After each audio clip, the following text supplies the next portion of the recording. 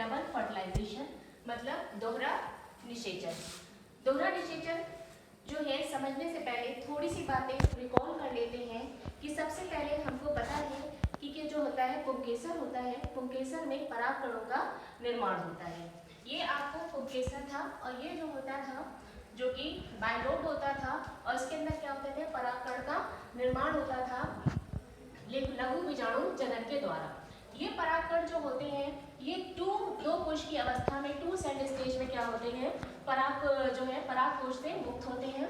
इसके अंदर दो केंद्रक होता है जिसको एक को हम वर्धी केंद्रक कहते हैं और दूसरे को हम जनन केंद्रक कहते हैं। इसके अलावा जो होता है अगर हम जो है फीमेल रिप्रोडक्टिव ऑर्गन का जो है डायग्राम देखते हैं तो हमको क्या दिखाई पड़ता है, ये एक स्ट्रक्चर होता है स्टिग्मा, दूसरा होता है स्टाइल, तीसरा होता है ओवरी। ओवरी के अंदर क्या होता है ओव्यूल होता है।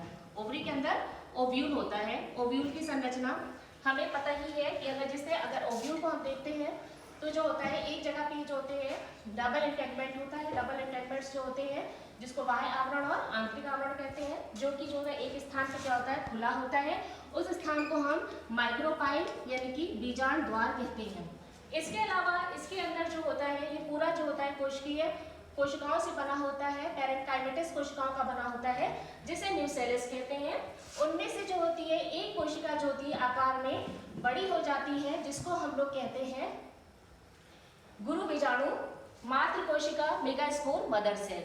मेगास्पोर मदर सेल में जो होता है अर्धसूत्री विभाजन होता है जिसके कारण जो होता है मेगास्पोर मदर सेल इसमें अर्धसूत्री विभाजन होता है यानी कि मेयोसिस होती है जिसके कारण जो होता है चार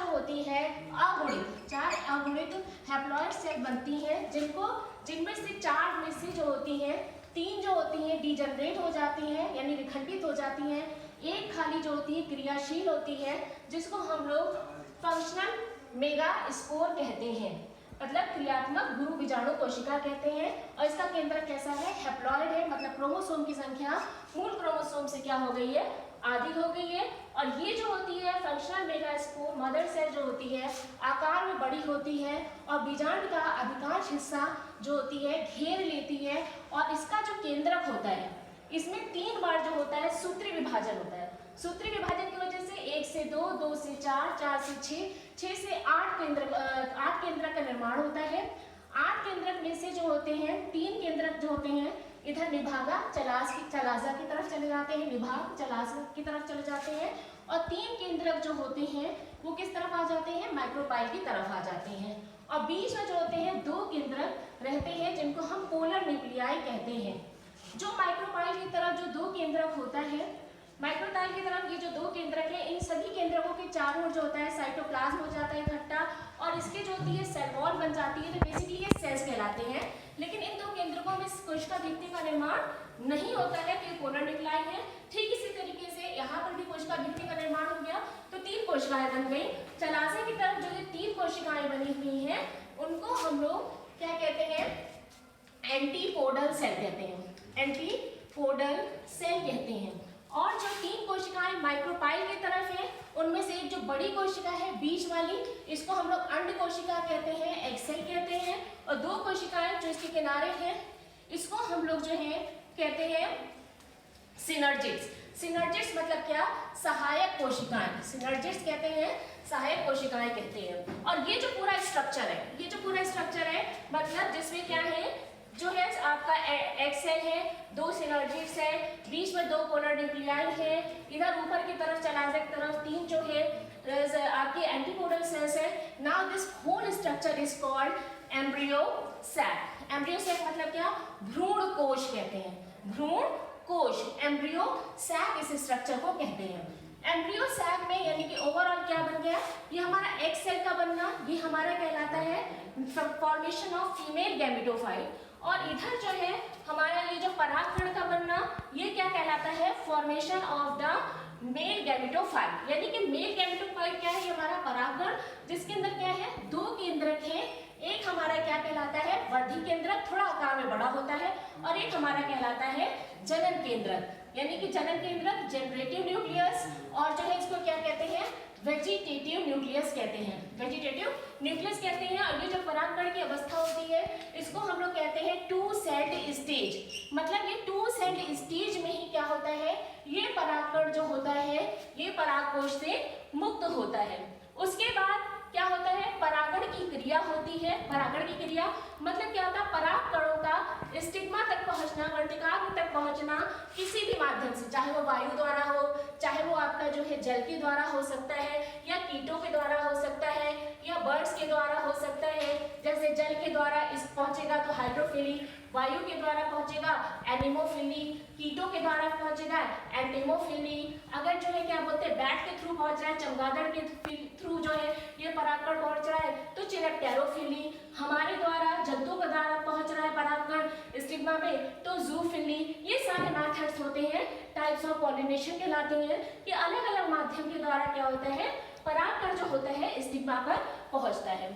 स्टिग्मा जो होता है ये कैसा होता है, इसके ऊपर क्या पाया जाता है, नेक्टर पाया जाता है। नेक्टर ये कोई कोशिकीय नहीं है, ये जो कोशिका होती है स्टिग्मा की, इन्हीं कोशिकाओं से जो है स्त्रावित कुछ मीठा सा जिसके अंदर सुक्रोज, ग्लूकोज जैसे पदार्थ होते हैं, ये नेक्टर होते हैं।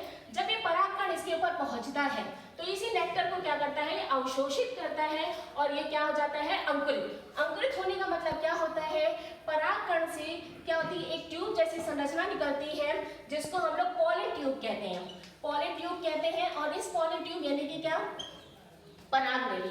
और ये दोनों केंद्रक, कौन से केंद्रक, ये जो वर्धिक केंद्रक और जनन केंद्रक थे, ये पॉलन ट्यूब से जो है होते हुए, मतलब ये पॉलन ट्यूब कहाँ, स्टाइल को क्रॉस करते हुए पूरा आगे को बढ़ेगी और इसके साथ जो होते हैं दोनों केंद्रक भी आगे को बढ़ते जाते हैं। और ये इस तरीके से बीजांड के कहाँ पे पहुंचती है, माइक्रोपाइल द्वारा, बीजांड द्वार के द्वारा कहाँ पर, यहाँ पर क्या है आपका भ्रूण कोश है। भ्रूण कोश मतलब एम्ब्रियो सैक है, यानी कि यहाँ पर तीन आपकी क्या है, एंटीपोडल है, इधर की तरफ क्या है, एक्स सेल है, ये पोलर न्यूक्लियाई है। अब जो होता है ये जो है, यानी कि ये जो है परागनली के द्वारा, अब ये हमारे, अगर इसको और अच्छे से क्लियर करके देखा जाए तो ये एम्ब्रियो सैक में हम आ गए और ये परागनली क्या है, ये आपकी परागनली है जो कि क्या लेकर आई है, दो आपके क्या है, एक वर्धिक केंद्रक और एक जनन केंद्रक लेके आई है। अब इसके अलावा ये कोई भी माध्यम, या तो इसमें दो पोर बन जाएंगे या टूट जाएगी, इसके माध्यम से यानी कि क्या होता है, ये दोनों जो होते हैं न्यूक्लियस क्या हो जाते हैं, इससे आगे फ्री हो गए, मतलब एम्ब्रियो सेल के अंदर पहुंच गए। यहाँ पर क्या है, एग सेल है। एग सेल मतलब क्या, एग सेल है, ये क्या है आपकी एग सेल है। इस एग सेल के साथ जो होता है कौन कंबाइन करता है, यहाँ पर हमारा क्या कंबाइन कर रहा है, जनरेटिव न्यूक्लियस इसके साथ क्या होता है, कंबाइन करता है। कौन कंबाइन कर गया, जनरेटिव न्यूक्लियस, मतलब दोनों का क्या हो गया, संलयन हो गया, दोनों क्या हो गए, फ्यूज हो गए। और दोनों फ्यूज होने के बाद किसका निर्माण कर दिया इन्होंने, जाइगोट। जाइगोट मतलब क्या, युग्मनज का निर्माण कर दिया। और ये घटना जो कहलाती है इसको हम लोग कहते हैं फर्टिलाइजेशन, जनन कहते हैं, इसको हम लोग कहते हैं फर्टिलाइजेशन या जनन। इधर जो दोनों पोलर न्यूक्लियाइज थे ये आपस में फ्यूज हो जाते हैं, क्योंकि आपको पहले पता था पोलर न्यूक्लियाई एक N था और एक N, और N मिलकर क्या हो गए, ये फ्यूज हो गए 2N हो गया, यानी कि इस संरचना को हम क्या कहते हैं, सेकेंडरी न्यूक्लियस बोलेंगे, द्वितीय केंद्रक बोलते हैं। इससे क्या होता है, हमारा जो होता है वर्धिक केंद्रक क्या होता है, इसके साथ संलयन हो जाता है, फ्यूज हो जाता है, और इस प्रकार से 2N और N मिलकर एक संरचना, यानी कि एक संलयन के द्वारा एक नई संरचना बन जाती है 3N की, जिसको हम लोग क्या कहते हैं, इस संलयन को कहते हैं ट्रिपल फ्यूजन या त्रिसंलयन कहते हैं। ट्रिपल फ्यूजन इसको बोलते हैं या फिर त्रिसंलयन कहते हैं। और उसके द्वारा ये जो है त्रिगुणित संरचना का निर्माण होता है, जिसको हम लोग क्या कहते हैं, एंडोस्पर्म। एंडोस्पर्म का मतलब क्या, भ्रूण कोश कहते हैं। और यहाँ पे आपके एंटीपोडल सेल्स हैं जो कि बाद में धीरे धीरे सब डिजनरेटिव हो जाती हैं, और अल्टीमेटली जो होता है ये जो आपका जाइगोट है यानी कि युग्मनज है, इसमें कोशिका विभाजन होता है और भ्रूण का निर्माण होता है। और इस भ्रूण को, ये परिवर्तित जो भ्रूण होता है, ये जो एंडोस्पर्म होता है, ये क्या देता है, इसको पोषण देता है। तो इन शॉर्ट जो है हम बहुत ही सिंपल तरीके से एक फॉर्मूला के थ्रू में डबल फर्टिलाइजेशन की प्रोसेस को समझ सकते हैं, किस तरीके से कि हमें ये पता है एक एक्सेल के साथ तो कौन फ्यूज हुआ हमारा, कौन सा न्यूक्लियस फ्यूज हुआ था हमारा, न्यूक्लियस जो कि कैसा था, जनरेटिव न्यूक्लियस था। जनरेटिव न्यूक्लियस यानी कि इनका क्या हुआ था, संलयन हुआ था, यानी कि क्या हुआ, फर्टिलाइजेशन हुआ, इस संलयन को हम लोग क्या कहते हैं, फर्टिलाइजेशन हुआ, जिसके थ्रू हमारा क्या निर्माण हुआ, जाइगोट का निर्माण हुआ। किसका निर्माण हुआ, जाइगोट का निर्माण हुआ। यानी कि XLM थी, मतलब हैप्लॉइड था, ये भी कैसा था, हैप्लॉइड था, लेकिन जाइगोट कैसा बना, डिप्लॉइड बना। ठीक इसी तरीके से दूसरा जो था हमारा क्या था, सेकेंडरी न्यूक्लियस था। सेकेंडरी न्यूक्लियस कैसा था, 2n था, और इससे किसके का, वेजिटेटिव न्यूक्लियस के साथ जो है इसने फ्यूज करा। वेजिटेटिव न्यूक्लियस का मतलब क्या है, ये हमारा N है, जिसकी वजह से क्या बना हमारा 3N जो है स्ट्रक्चर, एंडोस्पर्म बना। एंडोस्पर्म मतलब क्या, भ्रूण कोश बना, और जो कि क्या है 2n और n मिलकर कितने हो गए, 3n, यानी कि ये त्रिगुणित बना। और ये प्रक्रिया जो कहलाती है सेकेंडरी न्यूक्लियस का द्वितीय केंद्रक का वर्धी केंद्रक के साथ जो है संलयन क्या कहलाता है, ट्रिपल फ्यूजन कहलाता है, यानी कि त्रिसंलयन कहलाता है। ट्रिपल फ्यूजन यानी कि त्रिसंलयन कहलाता है। और ये दोनों क्योंकि 2 बार हो रहे हैं, ये जो घटना जो है एक साथ दोनों हो रही है। कौन सी दोनों घटना, फर्टिलाइजेशन यानी कि निषेचन, और क्या, त्रिसंलयन।